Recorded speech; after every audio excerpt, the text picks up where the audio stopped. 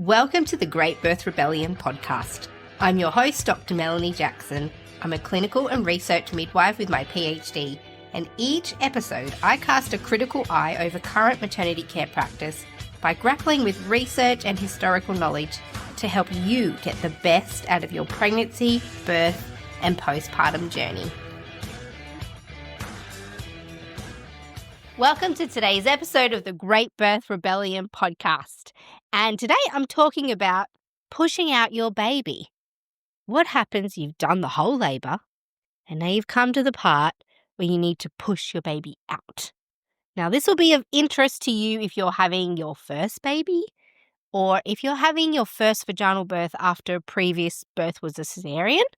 And also if you've had an epidural for your previous birth and you didn't actually feel your first baby emerging, or perhaps maybe you needed some coaching through your last birth and you think, maybe I want to do it differently this time. So this is for you if you want to know what it's like to push your baby out. And I'm going to give you some strategies to make it a more enjoyable and possibly better experience than the previous ones you've had.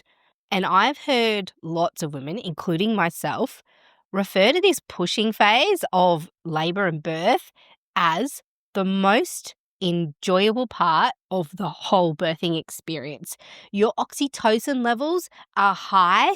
You feel powerful and strong because you've got a little bit of adrenaline in there as well in the mix, and you can feel the end of labour drawing near. And then there is this satisfaction of your baby emerging, like doing the best poo of your life. And if you heard our podcast episode a few weeks ago with Abby Sidery, she just refers to her baby emerging like an octopus, like a blah, blah, blah. That's how she described it. Oh, it's a good feeling. How I would love for all of you to experience your birth as the best feeling ever. So, it is possible to be in love with labour, and in particular this part of labour where your baby's emerging. Lots of people talk about this being the most horrific experience of their life, their baby emerging, painful. But I think that's just society talking. If you really sink into it, this final phase of labour where you're pushing out your baby can be and is designed to be one of the peak human experiences that you can have, and that's what I'm going to talk to you about today. Now, if you're listening as a midwife, a care provider, doula, or support person in a birth space, this episode will also help give you some strategies to help women during this expulsive phase of labour where they're pushing out their babies. There are do's and don'ts in this arena, and I'll talk you through those in this episode too. All right, let's get started, Rebels, as we talk about pushing out your baby. And before we start, it would be remiss of me not to quickly mention the stages of labour and do a quick refresh of these, because this becomes relevant in the discussion about pushing out your baby. So if we're going to follow the textbooks, the medical textbooks, the ones that give you this standardised information about how women's bodies work, they will tell you that when it's time to push out your baby, you're in what they would call the second stage of labour. The first being dilation phase from 1 till 10 centimetres dilated. If your cervix is dilating, that's the first stage of labour, according to a textbook. Then you would enter into the second stage of labour, which is the pushing phase of labour. You're fully dilated and you're ready to push your baby out. Now, the textbooks will tell you that the second stage of labour is when the woman's cervix is fully out of the way and it's time for the baby to move down and out. But if you've been listening to the Great Birth Rebellion for a while now, you'll already know that the textbook definitions of labour are fairly inaccurate, and women's bodies don't normally follow the textbook definitions of labour. The delineation of labour into stages is reductionist, and it closes women and their care providers off to other possibilities. So, I like to think of the part of labour where the woman is pushing out her baby as just birth. The expulsive phase of labour where the baby's coming out. And I can't be sure of where this expulsive phase starts, where the line occurs between labour and birth, because it's fuzzy. And as a private midwife myself, I very rarely do vaginal examinations. So if you haven't heard before, if this is your very first Great Birth Rebellion podcast episode, I am a private midwife and I've been attending home births for about 18 years. And as a private midwife, I very rarely see a reason to do a vaginal examination. In hospitals, they tend to do them every 2 to 4 hours, depending on the clinician, depending on the scenario. There seems to be this routine practice of repeated vaginal examinations. That is not the case when you are a midwife working in a home setting or potentially in a birth center setting. So it's tricky to describe where the line is between labor and birth, particularly if we're not doing vaginal examinations. So midwives around the world may be familiar with the practice of doing vaginal examination. When the woman starts to feel an urge to push, sometimes their employer will require that they check that she's fully dilated and then give the woman permission to push once you've confirmed as her care provider that her cervix is fully dilated. And I've got a lot I could say about that. But not really on topic, but I find vaginal exams to diagnose the start of the expulsive phase to be unnecessary most of the time. There's sometimes a place for them when the woman wants one or where you're trying to diagnose an issue. But as part of routine care, they have no place. We know from research that routine vaginal examination and even the ones that you give to the woman to confirm in inverted commas, whether or not it's time for her to push, to give her permission, they don't improve outcomes. And it's unbelievable that it's become part of routine practice. In fact, every time I say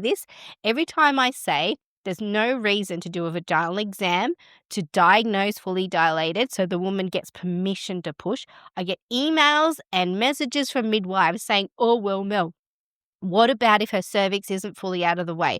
Or what about if she pushes on her cervix and she's not fully dilated? Won't that give her a swollen cervix? What about that? What if there's an anterior lip? That could happen. And if that's the case, the baby won't come out. You'll have signs that the woman's not fully dilated. Even if you don't do a vaginal exam, it will be obvious that she's not fully dilated if you're looking for it. So yes, it's possible that a woman's cervix could be swollen, but we actually don't know if that's because she's been pushing on a non-fully dilated cervix or not. I'm just saying, from my experience, I personally don't need, and many home birth midwives don't need a vaginal examination to tell you that a woman's fully dilated before she starts pushing. And there's a whole Cochrane article about this. They've looked at the research on vaginal examinations and they've actually said they cannot believe that it's been integrated into maternity care considering how little evidence there is to support the use of routine vaginal examinations.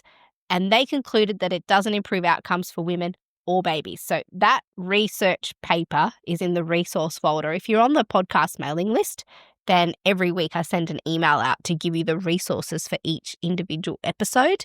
So you can join the mailing list. You'll get the resources for all previous episodes as well. But that research paper is in there. So next time you feel like you want to send me a message to tell me that, oh, actually that's dangerous to not do vaginal examinations on women to be able to diagnose that they're fully dilated and give her permission to push as if she has no idea what to do, consider reading that paper before coming at me with your judgments about that. So if you're a woman out there listening and you're having mainstream maternity care, just know that your care provider may be required to or may want to check if your cervix is fully dilated before you start going with the instinctive urge to push your baby out.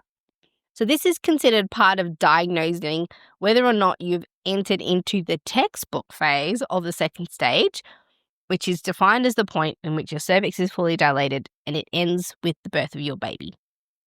And without a vaginal examination, we can't truly know if you're in the birthing stage of labour or in the expulsive stage of labour until we see the top of your baby's head. And then we can be very sure that your cervix is dilated and the baby has descended down into your pelvis and into your vagina. So for me, that's a sure sign that the second stage or the expulsive stage of labour has started and you're birthing your baby. And the urge to push itself is not an indication of the expulsive phase, and neither is being fully dilated. So each individual element in itself can't be used to diagnose a second stage of labor. Having an urge isn't the complete diagnostic picture of being fully dilated and ready to push your baby out, and neither is being 10 centimeters dilated. Individual elements themselves cannot be used to diagnose a second stage of labor. An early urge to push can be caused by things like malposition of the baby, a breech position, baby sitting low in the pelvis, but it doesn't mean that the woman's ready to birth her baby because maybe the cervix isn't out of the way. Just being fully dilated doesn't start the clock on birth because maybe the woman's body yet has not transitioned hormonally or physically or emotionally into the expulsive phase. So even though the cervix is out of the way in the event of being 10 centimeters or fully dilated, the baby is only going to be pushed out if it descends through the pelvis under the pressure of the woman's own uterus pushing it out. So without an urge to push, I don't believe you can properly diagnose the second stage of labor or the pushing expulsive phase of labor. Just being 10 centimeters doesn't mean anything, doesn't mean you're ready to birth. Even for me personally, I was fully dilated for hours and hours and hours before I had an urge to push. My waters had not yet broken. And even though I was fully dilated after a long labor, I had no contractions and no urge to push my baby out. I was definitely fully dilated because we'd checked, but really, I don't even think I was in labor anymore. I was just fully dilated with no contractions, waiting for something to happen. We tried so many things. We went walking. Eventually, we called an acupuncturist who helped ushered in my expulsive phase of labor, and I gave birth to my baby soon after. But part of the issue was that the baby hadn't descended into my pelvis. So even though I was fully dilated, was not in the second stage, was not close to even birthing my baby. So you might wonder why I'm going on a little bit about the line between the second stage or the pushing phase of labor and where it begins. And it's because the maternity care system is obsessed with time and measuring. And if your body doesn't comply with the set measurements and set time expectations of your care provider or of the place that you're giving birth at, you are going to be invited to accept interventions that will make sure that your body comply with the rules of the facility in which you're birthing at or with your care provider's expectations. And that will force your body and baby to act in a way that is restricted to the amount of time, whether you're ready or not. So, for example, many facilities will set the clock 1 or 2 hours from being fully dilated before they expect to see your baby fully born, or at least progressing towards that. And if you've been pushing for longer than 1 or 2 hours without a change, someone is measuring that and they're planning to do something to speed up the birth of your baby after a nominated amount of time that's in their head. So the clear diagnosis of the pushing phase becomes important in bigger birthing facilities or where systematic birth practices dominate because it marks the point from which your next intervention will be planned. And I'm not saying this is right, I'm just saying this is how it is. It runs on time. So there's this overarching belief that your baby should be born within 1 or 2 hours after you get the urge to push and where your cervix is fully dilated. Or even worse than that, and this is what I saw in my training all those years ago, they would do a vaginal examination and they go, oh, your cervix is fully dilated and you can start pushing now, even if you don't have an urge to push. And to me, this is such a shame. It's a complete corruption of the woman's opportunity to push her baby out in an enjoyable way. It makes the process really unenjoyable and actually quite unproductive, which we will hear as we go. So I'll start by explaining how the birth of your baby happens if you're just left to be and do your own thing. So here you are, you're laboured. Maybe you're fully dilated or your cervix is out of the way, or the other option is that it's not fully out of the way, but it's stretchy enough and of a consistency that it can freely move out of the way under the pressure of your baby moving down. That's another option, that your cervix is super stretchy and just as the baby gets pushed down, it moves out of the way. The next thing your body is going to do is redirect the activity of your uterine muscles to start pushing your baby out because the uterus has 3 layers of muscles And they all function differently at different stages of your labor. So the initial contractions that you have are not interested in pushing your baby out. They're interested in pulling your cervix up and integrating it into your uterus. So the initial contractions are interested in shortening, opening your cervix, and drawing it up into the uterus. And this gets your cervix out of the way so that when you reach the part of your labor where your baby is ready to be born, the function of your uterus is different and the activity of your uterus changes from trying to draw up your cervix to trying to push down your baby. So the pressure starts coming down from the top. And this stage can be governed by increased levels of adrenaline in order to give you the energy and the power that you're going to need to be part of that process, to be alert and ready for your baby. And this adrenaline and oxytocin combination puts you into one of the most blissful and powerful stages of your life, one that you may never experience again. This feeling is indescribable. I've never taken drugs, so I can't compare it with that.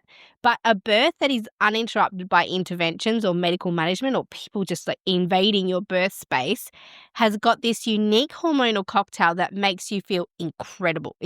I can't describe it. It's actually so addictive and probably the reason why I uncontrollably laughed my baby out as she was emerging, and why some women just after they've had their babies think to themselves, oh my gosh, I would love to do that again. It felt so good. It's a feeling of complete elation and awe at what your body is capable of, but it's a product of this unique hormonal cocktail that's designed to make you feel like a superwoman. So let me talk you through this pushing phase where you're going to push out your baby. And I'm going to start by talking about women who don't have an epidural, because it's a really different situation if you have got an epidural. But at the end, I'm going to offer some pushing out your baby tips if you've chosen to have an epidural. We're going to talk all about that later. So there's two techniques in speech marks, about how to push out your baby, what's going to happen. So the first technique is what you would do if you were just going to go with your body. So if you were just trusted to do whatever your body wanted to do to push out your baby, this is what we call spontaneous or physiological pushing, just going with your natural inclination and doing what feels right. And so this is spontaneous or physiological pushing. You just follow your body, wait for it to do its thing. And this is where you start to feel an urge to bear down and just go with whatever your body's doing. And in this phase, all the practitioner does is give words of encouragement or reassurance. You're doing great.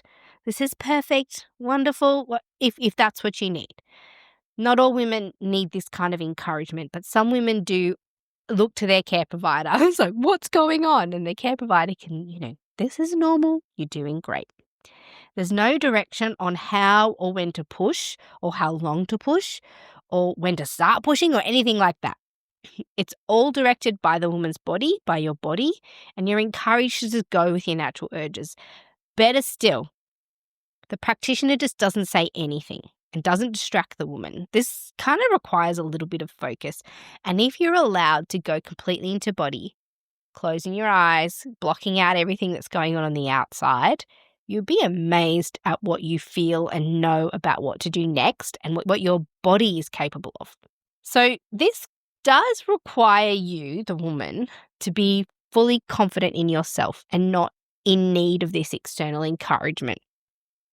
Some women are looking to their care provider for feedback or encouragement if they're not fully confident in what they're doing or if something doesn't feel right.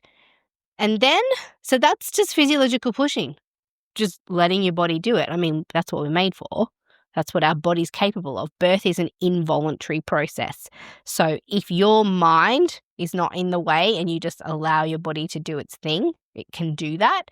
Similarly, if no one's distracting you and interrupting that space, you've got capabilities that you're unaware of and that we as women have not been allowed to fully express because of the interruption that happens during this phase.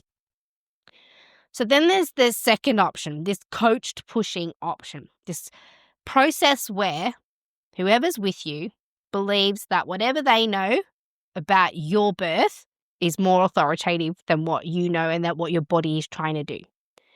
So this is what I saw when I was a baby midwife, and even still today, I see this from midwives. But it's pretty much all I saw when I was working in a hospital as a student.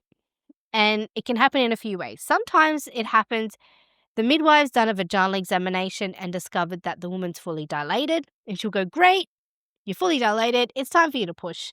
With the next contraction, I'm going to get you to hold your breath, chin on your chest, knees up to your nipples." Usually women are lying on their back in the stranded beetle position. And then with the next contraction, you're going to go push, push, push, push, push, push, push, push, push, push, push. And they'll go 1, 2, 3, 4, 5, 6, 7, 8, 9, 10. And they'll try and get the woman to hold her breath for as long as possible. And the woman's not making any sound. She's got her mouth shut and her eyes are popping out of her head. And then the woman pushes and pushes and pushes and pushes, and they just encourage her to go longer and longer and longer, not make a sound. And then when it appears as though the woman's about to pass out from lack of oxygen, they go, "Okay, take a big breath." And then they repeat the whole process again. Push, push, push, push, push, push, push, push. And then they encourage them not to let any sound out, to put all the energy and pressure down. And this is called coached pushing, when the woman is not encouraged to wait for a natural urge or a natural push. They're just encouraged to follow the instruction of their care provider. And that's kind of the worst of what I've seen, where midwives or doctors just assume fully dilated means that it's time to push. But we heard earlier in the episode that fully dilated does not mean the woman's in the second stage or the pushing phase of her labour, because she can't be there yet because she's got no urge to push. So she's not in the birthing phase.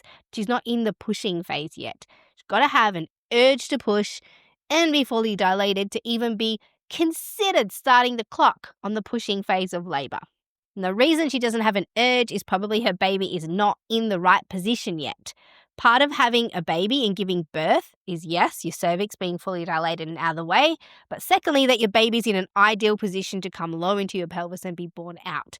If one of those elements is not yet achieved, you are not ready to push your baby out.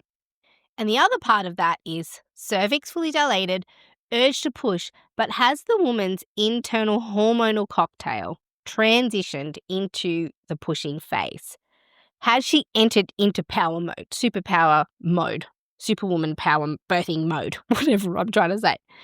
We have to wait for that if the woman's going to have a joyful and enjoyable birthing and pushing experience. The whole combination of the ideal hormonal cocktail for pushing, cervix is out of the way, and baby's in a position that's creating a natural urge to push the baby out. So what's happening there when you're coached to push is that you're bearing down. So what you're trying to do is increase your intra-abdominal pressure. So the pressure in your core unit to push the baby out. But the uterus is designed to push the baby out, and it completely surrounds the baby. And when your uterus enters into its pushing phase, it's pushing the baby from all around and down from behind it, sort of like a plunger movement. Whereas when you're doing coached pushing, you're straining, you're increasing the abdominal pressure, and there's more pressure on your pelvic floor. So coached pushing is the equivalent of straining and pushing a poo out rather than or forcing a wee out, rather than just allowing them to flow and come out as they would. And that extra pressure, not only does it build up through your eyeballs, it builds up all into your intra-abdominal space and puts pressure on your pelvic floor, more than if you were just going with what the power that your uterus was offering. And there's been some research on this. In this coached pushing technique, they've had a look at the outcomes and the impact it can have on both the mum and the baby. But before I go on to talk to you about the impacts of coached pushing, midwives who don't practice this sort of prescriptive type of pushing, some of them still pride themselves on being involved in this pushing phase. So there's great midwives out there who acknowledge that pushing the baby out is the woman's job. She's got some innate wisdom in her body, and she's capable of doing that under her own urges. But then we can fall into the slump of not properly reflecting on what we're doing and saying to women during their pushing phase, and that somehow our input is going to help. And even though we're not coaching them to push, we're still often coaching the women about what to do during the pushing phase, even if it's not about pushing, we're still compelled to offer this advice and instruction, including things like just go with your body. But there's a difference between instructing the woman and offering encouragement. So things like, yep, that's great. Everything you're doing is great, if the woman needs reassurance. And it's a bit of a nuanced conversation. And I suppose what I'm encouraging midwives to do is to be always reflective on your practice. And I know even when I'm with a woman during physiological birth at home, sometimes I fall into this instruction trap where I'm telling the woman what to do rather than just encouraging her. And it's usually just based on my own assumptions. Like, oh, if I get her to breathe through this, maybe I can help prevent a perineal tear. Sometimes the words come out of my mouth because I want to say them, not because the woman needs to hear it. So it really all depends on the needs of the women, and something that I get to work out with women ahead of time because I'm their care provider through their whole pregnancy. Then you can talk to the women about what strategy they want to use when pushing out their baby. The best strategy for helping a woman to push out her baby is to understand what her expectations are ahead of time if you can. Can be really tricky if you've only just met the woman. And basically, your job as a midwife is to meet her expectations. So I've had clients who've said, when it's time to push the baby out, I want you to just sit down, don't say anything. I just want to push this baby out on my own. I want to catch the baby. I want my partner to catch the baby, whatever the instruction is. And others have said that they're going to need constant feedback. They want me right there. Lots of verbal reassurance, lots of instruction. And that's for their own reasons. Sometimes they've had big previous perineal tears and they think, right, this time I want the midwife to give me some instruction. Totally fine, but it's about giving the instruction that the woman needs, not giving the instruction that you want her to have or that you need or that you think she needs. So it's not as simple as coach versus physiological pushing. But consider that if we're in the mindset of physiological birth and trusting women to birth their babies how they feel they need to, then perhaps we should consider toning down the coaching or instructing during physiological birth, because it's still a coached second stage, even if you're not coaching her to push. So, for example, I've heard people say to women, just breathe your baby out, resist the urge to bear down, instructing the woman to go against that urge to bear down, to somehow override it and breathe. And the midwife or support people are doing this thinking, oh, I'm helping the woman have a physiological pushing phase. But in fact, by offering this coaching, you're positioning yourself as the expert in the room, and you're dishonoring the woman's own wisdom by coaching and instructing her to birth in the way that you think she should birth. You're coaching her not to push, but it's not, it's the same as somebody coaching a woman to push when they're not ready. Encouraging them not to push and not to listen to their body is just as big an intervention as trying to coach a woman to push her baby out when she's not ready. Physiological pushing phase is about trusting the woman to know what she needs to do. She's got an inner wisdom that we can't possibly understand. And that's just a bit of food for thought for those of us, me included, who think that we aren't coaching women through their pushing phase because we're not coached pushing, but we're still giving instruction, and that still interrupts the woman's own experience. So we just have to ask ourselves, does the woman need my wisdom right now? Does she have enough of her own? Probably. If she doesn't want it or need it, leave her to rely on her own wisdom. There's so much power in that for them. There's such a deep experience when you don't interrupt someone and don't try and speak to them and let their brain fully sink into that. You'd be amazed at what women can do. Even that instruction to just breathe through or resist the urge is coaching the woman in her pushing phase. So you're not coaching her to push, but you're coaching her not to push, coaching her to breathe. This is all coaching in the birth process. So if you're putting your instruction above the woman's own experience, is she truly experiencing her own physiological pushing phase?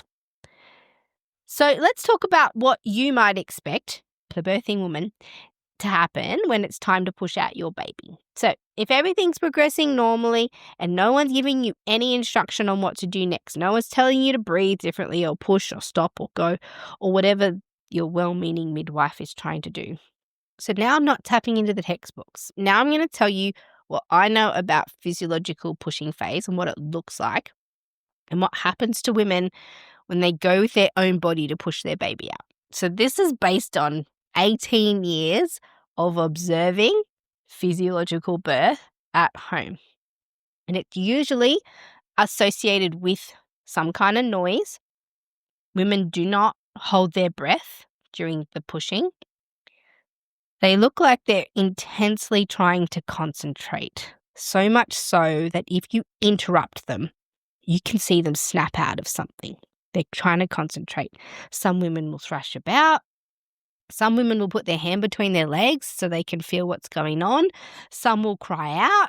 Some clench their faces and bodies. Some are completely chill and zen. And some need physical attention and encouragement from those around them. They'll look to people wide-eyed, and some of them look terrified, and some of them are calm and confident.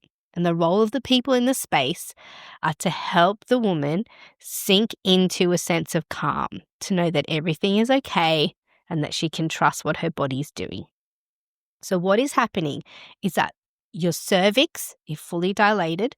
You've reached the end of the part of the labor where oxytocin and endorphins are governing the labor process to pull your cervix open. And imagine now your uterus is looking more like a gum nut, with this big opening, and less like a balloon that's cinched together at the bottom. The result of your cervix coming up into your uterus is that the uterus is thicker and the multiple layers of the uterus start to transition into a new function. The function of pulling the cervix open is over, and now it's time for your uterus to gather its strength and its power and start the downward motion to push your baby out through your pelvis. And the uterus is not this weak, passive organ that's all flaccid like a balloon. It's muscular, it's strong, it's got the contraction ability that's strong enough to push the baby out of your body. But before it does, your hormonal cocktail changes and your body starts to receive some adrenaline, which you're going to need to have this newfound alertness and strength to push out your baby. But you're also going to need that to parent your new baby that you're about to have. So there's this transitional point that your body has to traverse before pushing. All of this transition, the hormonal one, the uterine one, are all necessary if your body's efforts are going to be effective and enjoyable, because the joy often comes from the hormonal element. So my suggestion here is to wait. Allow your body to make this transition to give yourself the best chance of pushing your baby out with your own power. And during this transition stage, you would do good to protect yourself from unnecessary interruptions, unnecessary conversations, and ride this transitional moment in a space where it won't be interrupted.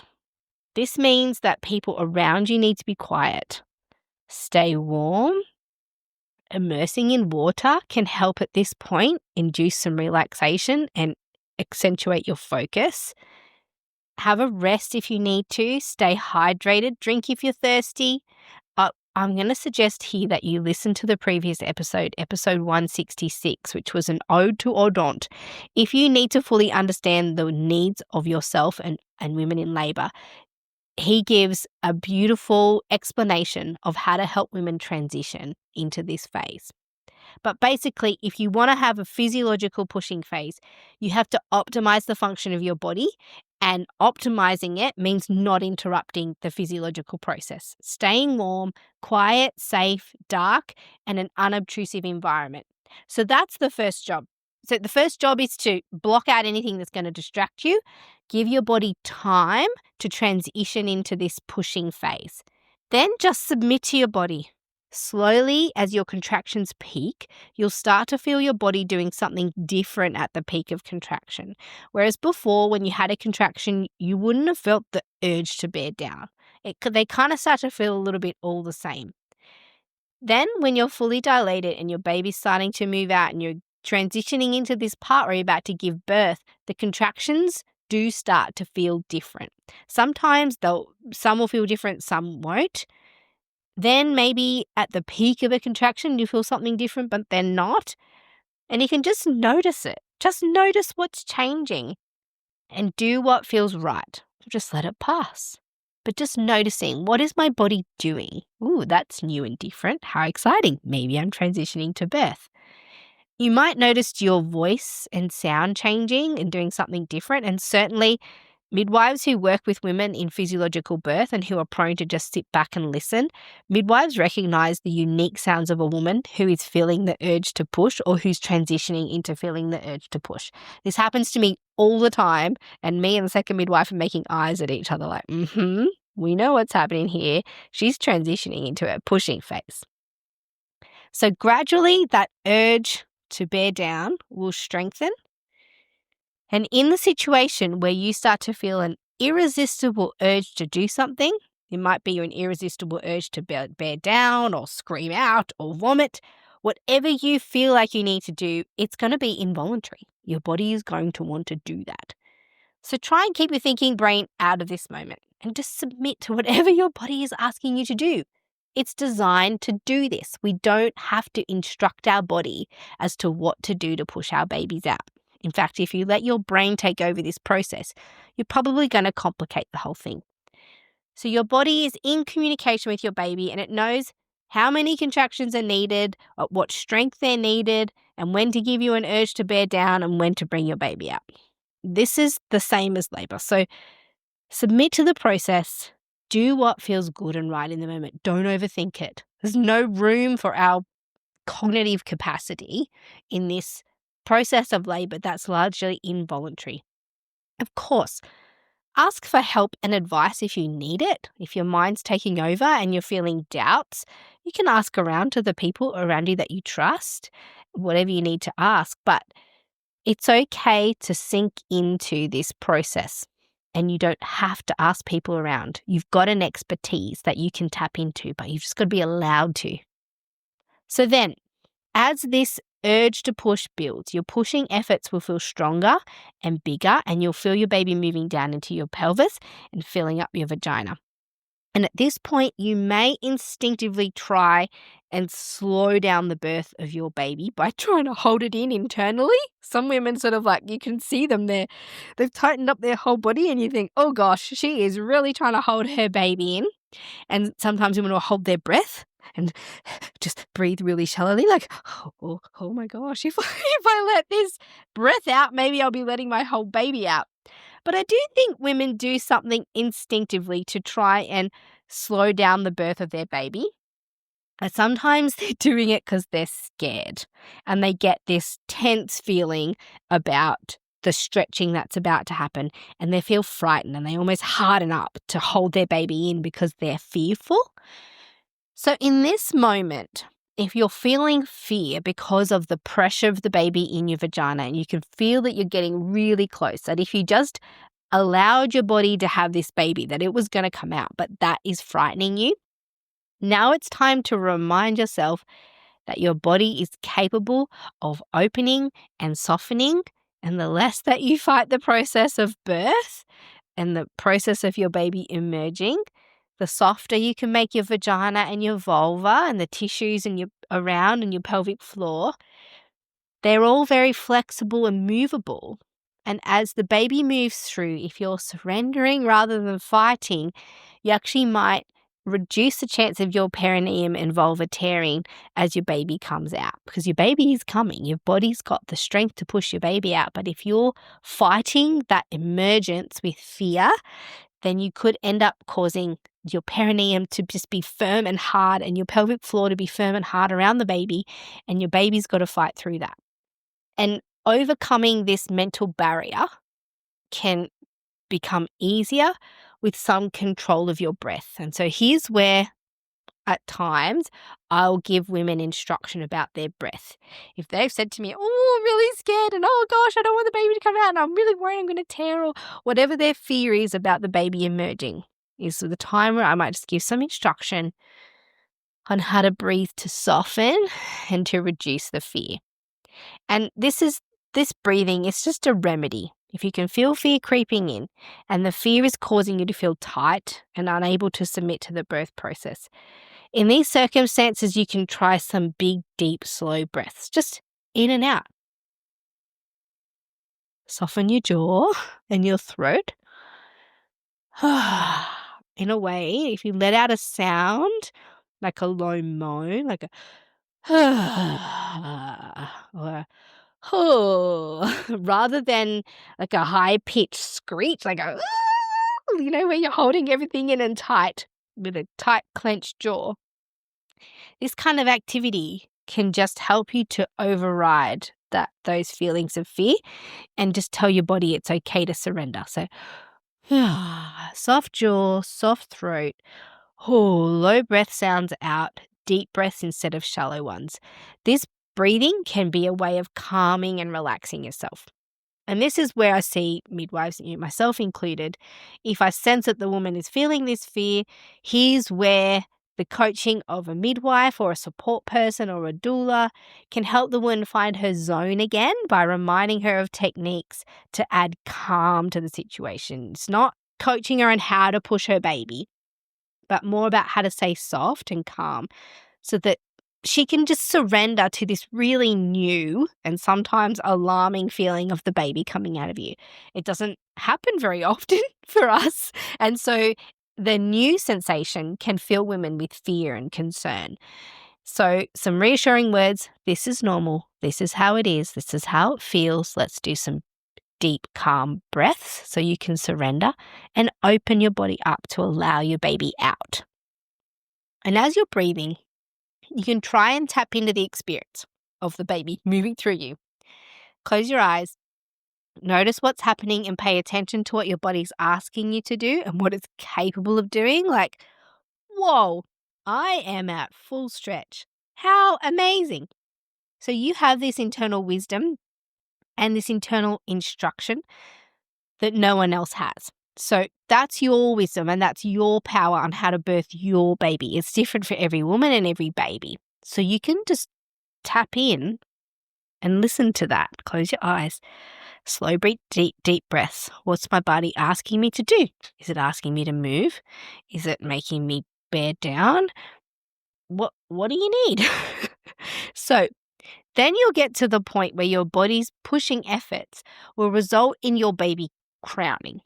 And basically, that's where you're feeling the most pressure on your perineum and on your vulva.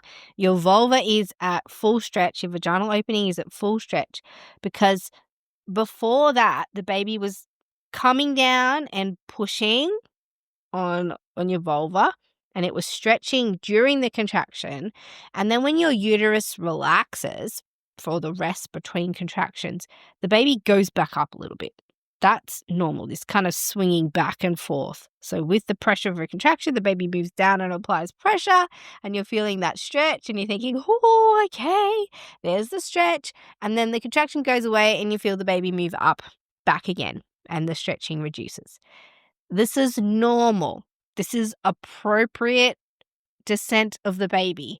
Sometimes with coach pushing, they'll say, oh, hold your baby there, hold your baby there. What they're asking you to do is increase the pressure in your abdomen, increase the intra-abdominal pressure with this unnatural pushing effort to try and keep the pressure on the baby, to keep it there and to resist this back and forth swinging. The back and forth is normal. That's how babies come out. It's okay if it goes back again. They'll go little by little back and forth. And it's only right at the end of your pushing efforts that the baby will stay applied and fully stretching the opening of your vulva. And this is what we call crowning. We can see a lot of the baby's head now, like about the size of a little saucer, like a tea saucer. That's how much of the head we can see when your baby's fully crowning. And you just have to become comfortable with that full stretch sensation. But it can feel really surprising because your vagina will only have stretched this far during any previous births. It's a sensation that we only really feel during childbirth, so it can feel scary because it's new. But in this moment, if you feel scared, remind yourself, my body is made to stretch this far. It's just a stretch. I'm not in any danger. This is how babies are born. This is how babies come out. I'm designed to stretch. Sometimes We're designed to tear, but also repair. And Ina May Gaskin speaks about this idea of our vaginas getting big. My vagina is capable of getting big, just as yours is capable of getting big enough to allow an entire baby out. That's how our bodies work. But we've been taught to fear this part of what our bodies can do. Ina May says, we never once considered, is a penis capable of getting really big and then shrinking back down? We don't ever ask, oh my gosh, is that dangerous? Does it hurt? Well, yeah. Of course we're frightened of the stretch of labour. We're told so many different things about it, about the stretch of birth, but this is what we're designed to do. This is how babies come out. Of course we can do it. So just talk yourself around about this. If you're feeling fear of your baby coming out, what are we scared of? This is how our bodies work. So you can consciously take the fear out of this moment by boosting your mental game with some positive words. It's just a stretch. For me, I felt the stretch and I thought, it's not that bad at all. Because when I was having my first baby, I was waiting for what people had described. Many people have said to me, it's like a ring of fire. And I expected to feel burning and pain only because of what other people had said. But in the moment of full crowning for both my babies, I remember feeling that, nope, it did not feel like burning at all. It felt like stretching, but not painful stretching. It just felt like functional stretching. And in fact, I was actually thinking to myself, no, this actually feels good. I actually like this feeling of being fully stretched with a baby in my vagina. It was incredibly satisfying. It just felt so good. And imagine if all women spoke to other women about that, about the exceptional sensations that we can get when pushing out a baby. Imagine if that was the social dialogue about childbirth, how different it would be. So if I was going to revisit and re-experience any part of both my labours, it would be this moment of full stretch. It was definitely my favourite part. Feeling the full stretch of your baby's head coming out is exquisite. So you'll get this stretch and you may feel one of two things. Firstly, you may just want it to be over and done with and you'll push with the next contraction, making every effort to have your baby born as fast as possible. Some women just want it to be over. Or number two, you will instinctively want to slow down the birth of the baby's head. As a midwife, if I was going to pick an option, I would say that the gradual, slow but consistent birth of the baby's head is a nice idea. It may reduce the chance of you tearing, so just when you're pushing the baby's head out, try gradual pushing if you feel like it, or you can breathe and allow the power of your body to push your baby out. I mean, do whatever you want to do, but if you're floundering and you're not sure what to do next, just remember, slow, gradual birth of the baby's head, and this can be aided by slow, consistent breaths, or you can put your hand on your baby's head if you want some feedback about how fast the baby's being born. And, if I was going to give any instruction to women, if women were like, oh my gosh, what do I do now? Your baby's fully crowning and then you feel the build-up of that contraction. I would say slow, gradual breaths, let your body push the baby out. And one technique is the ha, ha, ha, ha, ha breathing. So that's when you feel the peak of the contraction. You can feel your uterus bearing down and pushing out your baby. And you're thinking, how do I just surrender to this process? Ha, ha, ha. So big deep breaths out, a bit of a ha, ha, ha breath. There'll be a moment where you think, oh, I just want to push as well. Totally fine. Go with it. You know what you're doing, okay? Your body knows what it's doing. So, okay, your baby's crowning. And then it will take some time to go from crowning to fully birthing the head.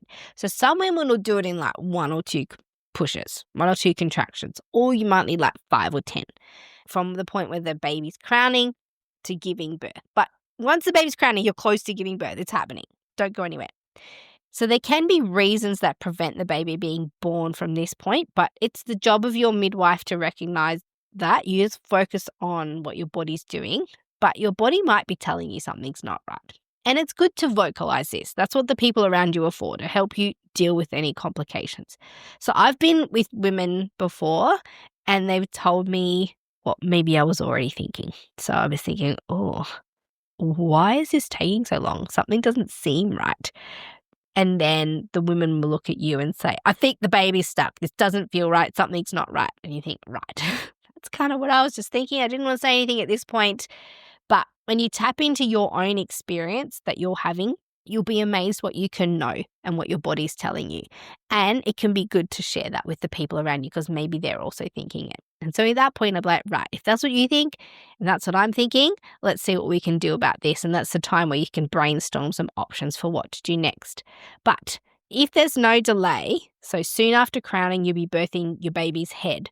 And that depends on how hard you push to get the baby out. So either the head will be born and there might be a contraction or two between the birth of the body and the baby's head. So just be prepared for this. Not all partners or women are prepared for the fact that you push the baby's head out and then there could be a gap of minutes, long minutes, which feel like ages, the gap between contractions, where just the baby's head is out and you're waiting for the next contraction to push the body out. This can be a little bit startling if you've not experienced birth before. In fact, I used to go into schools and educate the senior kids about birth. And I would show them this particular birth and I could guarantee every time, so much so that I had to warn them ahead of time, that we'd get to the point where the baby's head was out and they would all start screaming at the screen to the woman to like, push the baby out, push the baby out. Because they hadn't realized that there was this gap between, okay, the head's born, but then we're going to wait for the next contraction for the rest of the baby. That's not always the case. Sometimes the head comes out and so follows the rest of the baby. No drama, but just know it's very normal for the head to be born and then wait for the body for the next contraction. And what's happening in this break? The head's born, but then the shoulders have to navigate the pelvis in the same way as the baby's head did. So the baby's shoulders and body needs to navigate the pelvis in the same way that the head did. So give the baby some time and space to do that. Head is out. What will happen in the gap is that the shoulders just need a minute to get in the right position. And sometimes women will move in interesting and instinctive ways in response to the baby's movement through their pelvis. And in order to be able to do this, you do kind of need to be in a more upright position. So up on your knees, somewhere where you can move in water, standing, squatting, whatever it is. For this pushing phase of labor, just as you breathe and push as you feel like you need to, you also need to move and change positions in ways that feel comfortable. So if you're lying on your back on the bed and if that doesn't feel good, go anywhere else. There's no rules for positioning. It's just whatever feels most comfortable. So most women will only give birth on the bed because this is the instruction or preference of their care provider. But physiological pushing is all about listening to and responding to your body for breath, for the pressure that you need to exert to bear down, and for the type of movement that you need to do to help your baby navigate your pelvis. And there's a lot of work that can be done by a woman who's tapped into her body after the birth of the baby's head, some movements that she might be instinctively doing in order to help the rest of the baby navigate the pelvis. So you want your baby to move through your pelvis, you've got to move in the way that your body's instructing you. And I'm recalling a birth that I was at a few years ago where the woman had quite a long labor, longer than she was expecting. And she was in the birthing phase of her labor, but really felt like nothing was working to bring the baby down. You know, we tried all kinds of things. She was in the pool and then hands and knees, and then we tried the toilet, and all these different positions didn't feel right to her. They kind of felt, she described as just like unproductive. You know, she's feeling the urge to bed down, she's feeling the contractions, but she just feels like nothing's happening. The baby's not moving down. So we tried a deep squat, which we know anatomically can open up the pelvis quite a way. And she felt this immediate change in progress. And then when she moved back to her hands and knees, again, she felt like the pushing was unproductive. And so the only way that worked for her, and the only way that I could see, I could see actual changes when she was in the deep squat.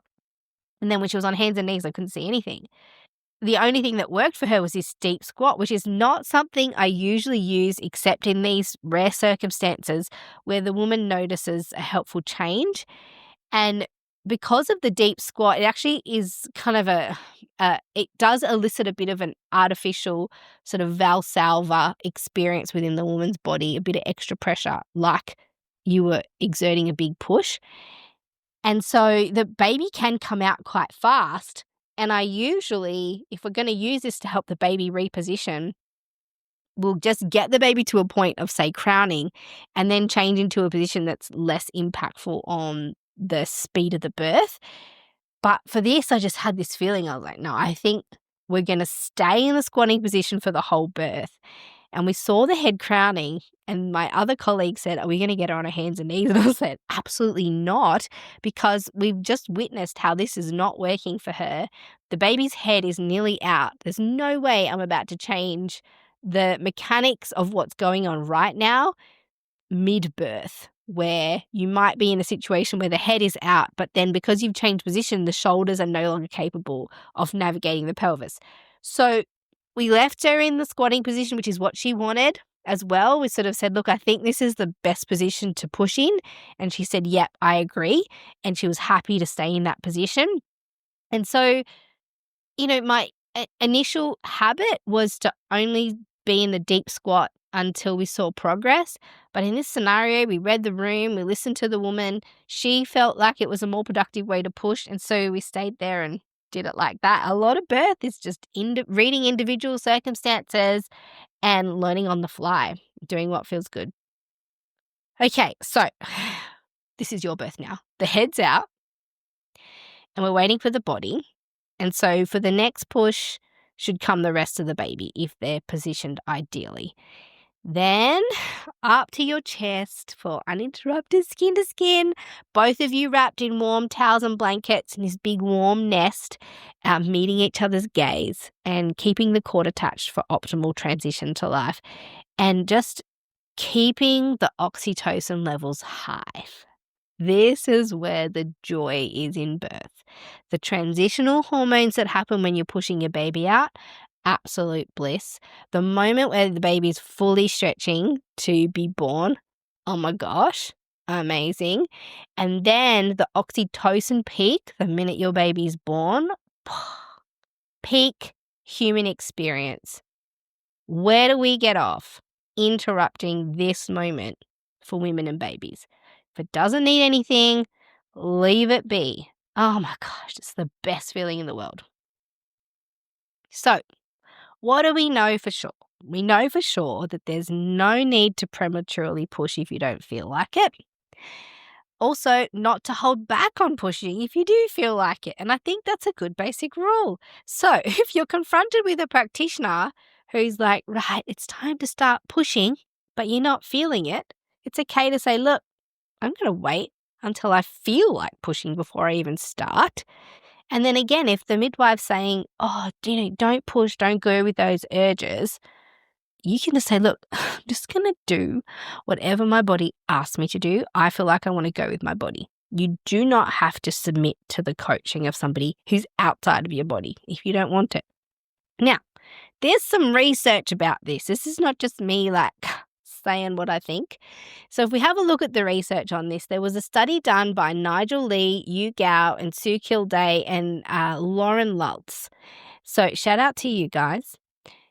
These guys did some research, and the title of the paper is Maternal and Neonatal Outcomes from a Comparison of Spontaneous and Directed Pushing in the Second Stage. So they compared this coach pushing, that push, push, push, push, push, push, push, hold your breath, like eye-popping pushing. They compared that to what happens if you just let a woman do what she wants and only give encouragement, not instruction. The research paper is in the resource folder, so you can read this in full. Just you don't have to take my word for it. Read it if you want to. And so Nigel and his team compared the outcomes for both the mum and the baby who just spontaneously pushed, went with their urges, weren't directed to do anything. So they compared those to the ones that were directed to push or that were coached to pushing. And in the article, this is how they describe the two options. So directed pushing or coach pushing involves a response from the woman to the instructions given by the midwife or support people, and it usually consists of the Valsalva maneuver. So Valsalva is where you're holding your breath and your throat is closed tight and there's no noise coming out and you're pushing, and they'll usually tell you to push for 10 seconds or more, and it could be 2 or 3 of these in a single contraction. So big, long pushing in one single contraction, 2 or 3 of those. Whereas spontaneous pushing or physiological pushing is characterized as self-directed breathing pattern. So a self-directed breathing pattern, not a clinician-directed breathing pattern, and self-directed pushing. So self-directed were the important words here, and the researchers acknowledge what we've known for a long time, that women's bodies have innate wisdom that they can tap into if everyone around them would just stop imposing themselves in the woman's headspace, and then she can fully experience what it means to immerse into this pushing phase and immerse into the sensation of her baby emerging. So stop robbing women of this powerful moment where they can meet their full capacity and when they get an opportunity to trust themselves. But they won't get to do that if we, as well-meaning midwives or doulas or support people or obstetricians, are in their ear giving them guidance as to what to do next. Oh, breathe now, don't breathe now, push now, don't push now. Anyway, rant over.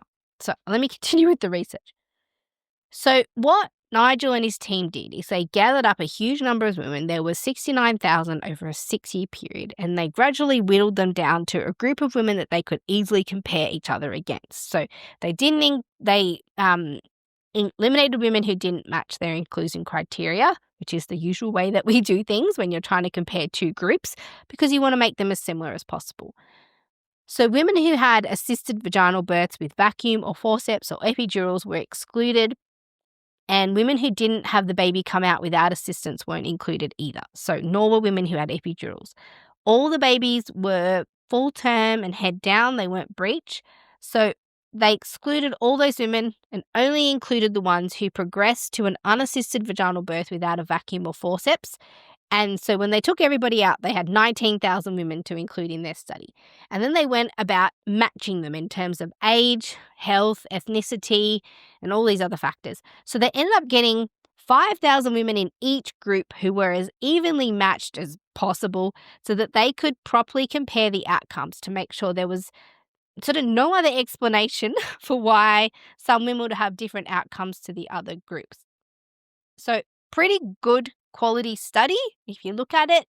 Big enough numbers because previous research done, and I didn't include the paper in the resource folder, but Cochrane did have a look at they compared coached versus physiological pushing, and they said they really couldn't make a good clinical decision based on the research that was currently existing back in the day.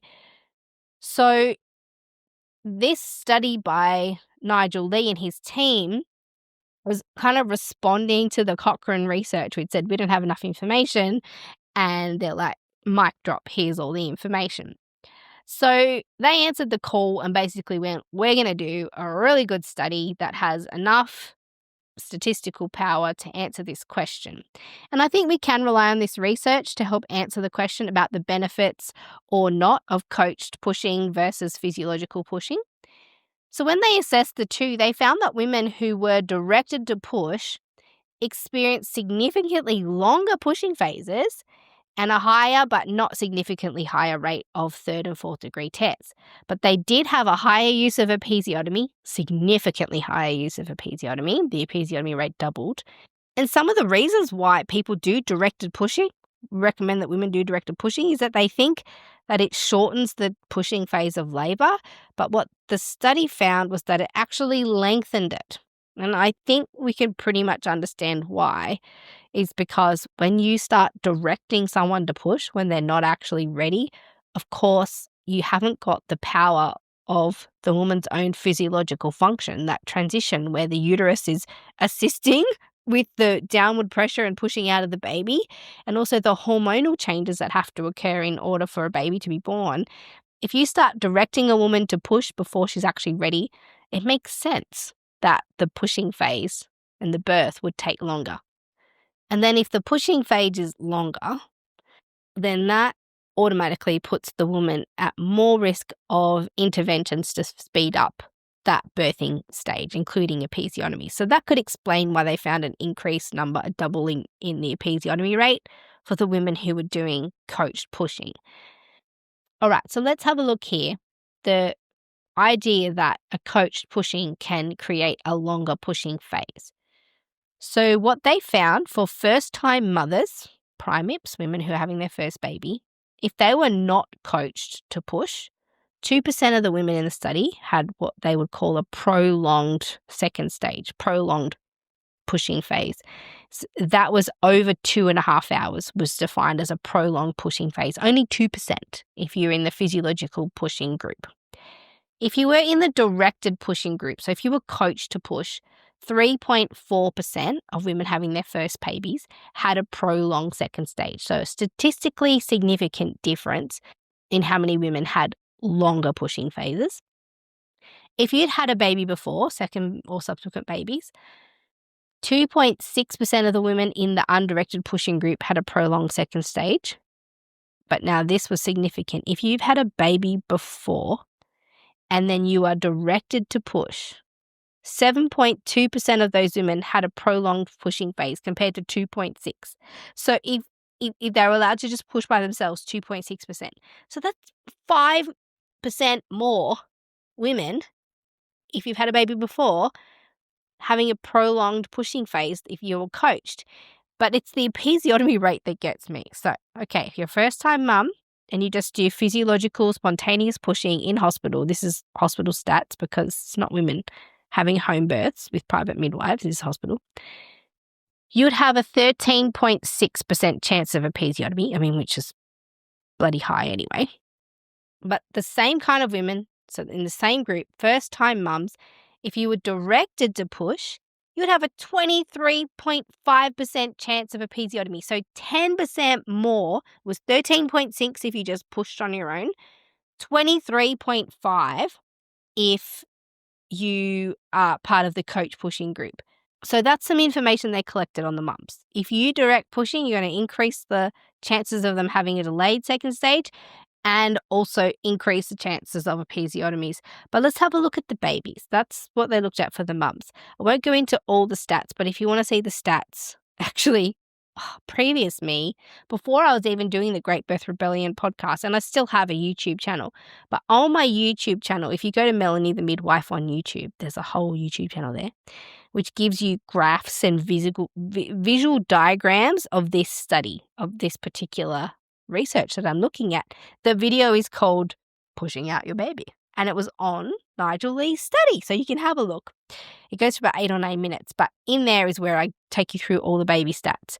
But basically, if I just glaze over it, if you were instructed and directed to push and you follow those instructions, then your baby has almost a double requirement to be resuscitated after birth. So about a 1% increase in the number of babies who needed to go to neonatal intensive care unit, and a slight increase in lower APGAR scores, which is the score that they give your baby when it comes out in terms of its transitioning to life. So basically what we know from this research, and it's good quality research, is that directed pushing doesn't benefit the woman. It increases the length of their pushing and makes them more at risk of episiotomy, and it doesn't benefit the babies in any way. There was no better outcomes. In fact, they were all worse from directed pushing. And so it's absolutely okay to stop diagnosing the pushing phase that women are fully dilated and just let women do what they need to do. It's okay to not do coach pushing under normal circumstances because it doesn't really do what we think it does. It doesn't shorten the pushing phase. It actually clinically lengthens it. And then there's the ramifications what happens to women after they've had a long pushing phase, because I know this is what some midwives are doing. Midwives know that there is a consequence to pushing longer than 2 or 2.5 hours. They know that the women are going to be exposed to more interventions. So in a well-meaning way, they try and help them get their babies out as fast as they possibly can. And many of them know that if it takes too long, then the list of interventions increases: episiotomy, vacuum, forceps, to help the women have their babies sooner even if the baby's not suffering. It's just like they want to comply with some arbitrary time limit. But also there is a belief, and there's some truth to this, that if a woman pushes for too long, they could damage their pelvic floor. But that is way more likely with coach pushing versus physiological pushing. Our body's own functions aren't designed to damage us. But when we start to interfere, like giving women this unnatural way of pushing when you coach them, that's what starts to damage their pelvic floor. Coach pushing for too long, yes, can damage pelvic floor. Physiological pushing, different story. But if you're doing physiological pushing, the pushing phase is shorter nonetheless. So perhaps one way of reducing the amount of time in the pushing phase of labor is to not start the women pushing prematurely. So let her body tell you when it's time to push, and then you can start the clock on her pushing clock later in the piece when the baby's actually ready to come out, because the woman is getting the urge to push her baby out, and the research we just spoke about supports this idea. Shorter pushing phases are the result of waiting for the physiological urge to push and allowing women to push her baby out under her own instruction and not directing her in the way that you think she should be pushing. So we are making things worse for women and their babies by using these coached pushing efforts. It's not working. Some of you more astute listeners will be thinking about two things: the Ferguson reflex and the fetal ejection reflex. And some of you are like, Mel, no, we're not thinking about that at all. I just want to say that I did indulge in research on these two things as I was creating this episode. But after going down the rabbit hole, I realized that everything that I had learned about the Ferguson reflex and the fetal ejection reflex as part of this pushing phase, it will not fit into this episode. It's already gone on for a while. So the Ferguson reflex versus the fetal ejection reflex is a discussion I'm going to have in the next episode. Episode 168 will be all about that. So hang tight for that episode. But what I do want to talk about now is pushing if you've got an epidural, because some hospitals have got a 70%, 80% epidural rate where very few women are actually able to push their baby out under their own power because their capacity is reduced by having an epidural. And there can be lots of reasons for why women choose to have an epidural, and it's not always just for pain relief. Some women need them out of pure exhaustion after a long labor, if they just need to sleep. Sometimes they're used to bring down high blood pressure. Often they're used for pain relief, and some women use them as a solution to an early urge to push before they're fully dilated. And anyway, there's lots of reasons they use: swollen cervix, anxiety, and not just the anxiety of the woman, the anxiety of the care providers or support people. But whatever the reason is, epidurals significantly impact on the function of your body during in labor and birth. There's just no way around it. Massive impact on how your body is going to function. And a full discussion of how and why epidurals disrupt the function of your body in labor is going to have to be a topic for another episode, and I'm working on that too. But today, I'll focus on a few strategies that you can use if you're going to try and push your baby out, but you've got an epidural. And I'm just going to list these things out as possible options that you can use to make pushing out your baby easier and more likely to be successful without you needing a episiotomy or an instrumental birth if you've also got an epidural on board. So first, the first option is to plan ahead and ask for what people call a walking epidural. So this is an epidural that does ideally take the contraction pain away, which is what often you're getting an epidural for, but it doesn't leave you completely immobilized. So you can still move around a little bit.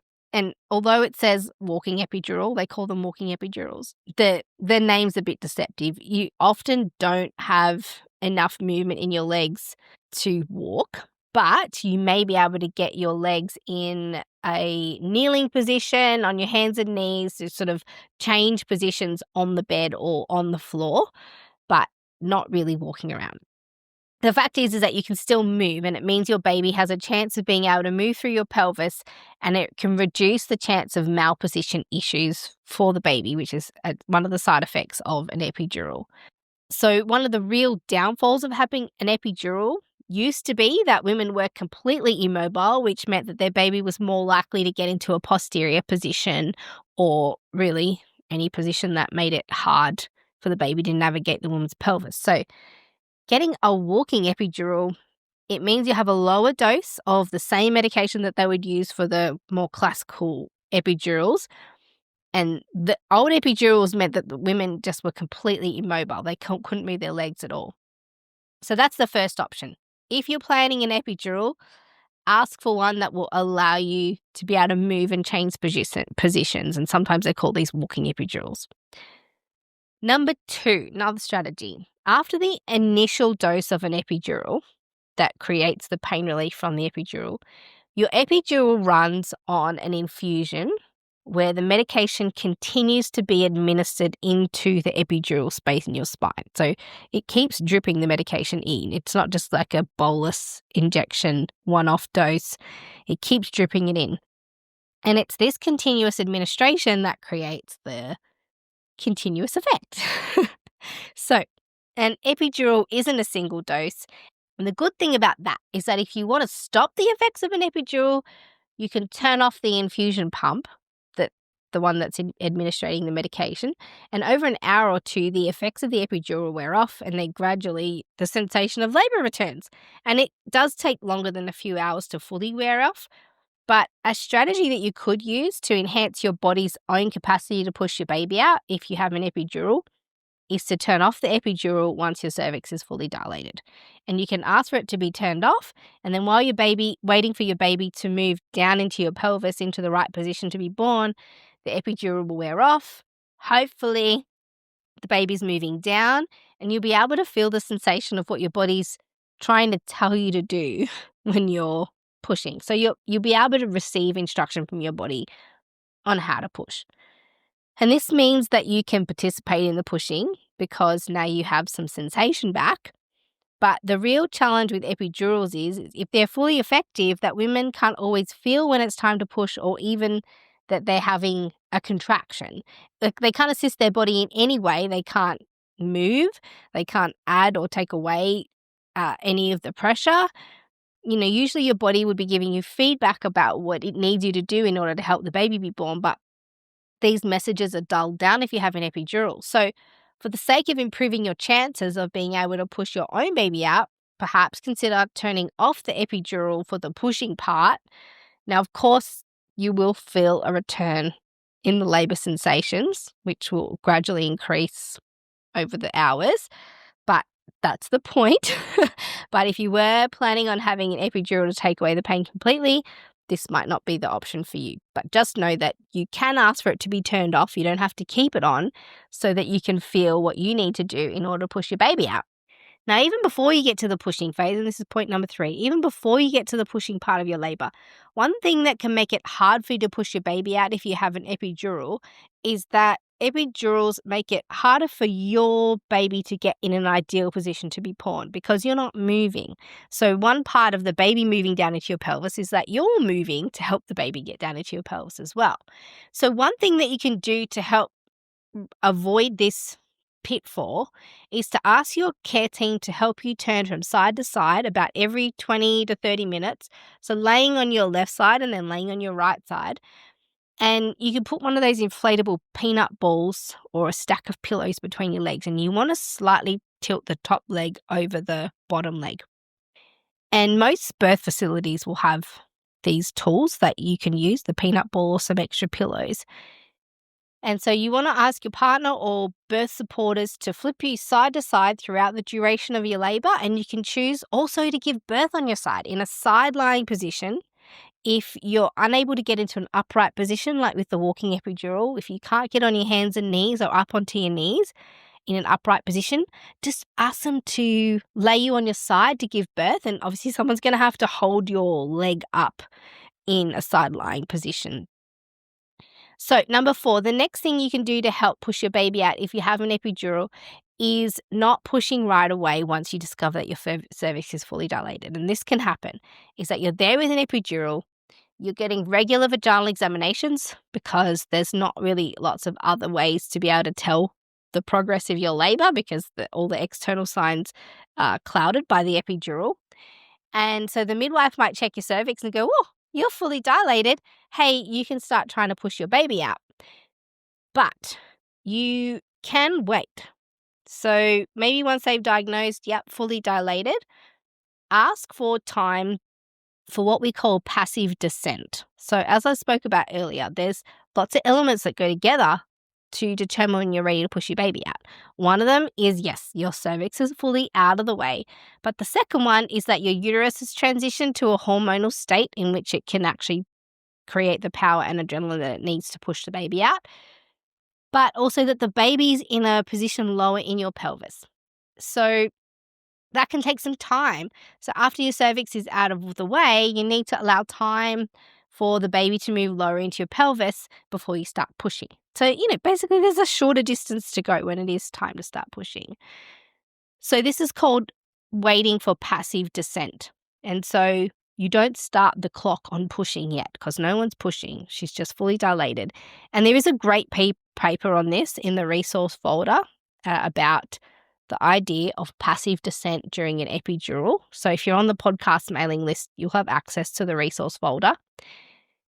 And the article is a combined research paper that looked, and I'm not going to go into the details, but it concluded that there are significant positive effects were found, indicating that passive descent should be used during birth to safely and effectively increase spontaneous vaginal births, decrease instrument-assisted deliveries, and a shortened pushing time for women who have got an epidural.